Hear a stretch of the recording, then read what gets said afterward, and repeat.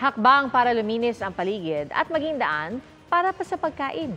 Yan ang layon ng programa ng isang barangay sa Quezon City kung saan ang 1 kilong basurang plastic kapalit 1 kilong isda. Nakatutok si Von Aquino. Ang mga plastic bottles, sirang plasticware, plastic labo at mga sachet ng chichirya na karaniwang nakakalat lang sa kalsada o loob ng bahay. Nahanapan ng pakinabang ng mga taga-barangay Santo Niño, Quezon City. Basura na naging pagkain pa. Yan nga ang literal na ginagawa rito sa Barangay Santo Niño, Quezon City dahil ang mga plastic na kagaya nito, pinapalitan nila ng isda. Ang 1 kilo ng plastik, pinapalitan ng 1 kilo ng isda, gaya ng pampano, salmon, galunggong at packed fish fillet. Layon ng Plastic to Fish program ng barangay na mabawasan ng basura, lalo ang mga plastik na bumabara sa mga kanal kaya nagbabaha.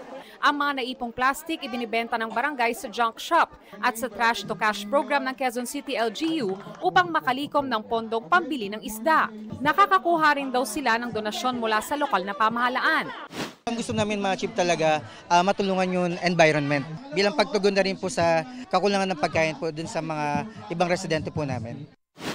Ang mga residente, nakasanayan ng araw ngayon na magpulot ng basura.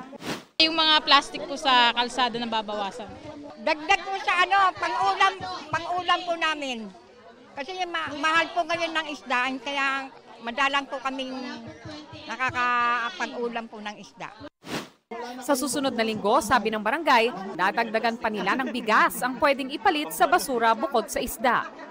Para sa GMA Integrated News, Von Aquino, nakatutok, 24 oras.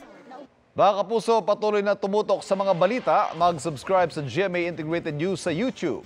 Sa mga kapuso abroad, samahan niyo kami sa GMA Pinoy TV at www.gmanews.tv.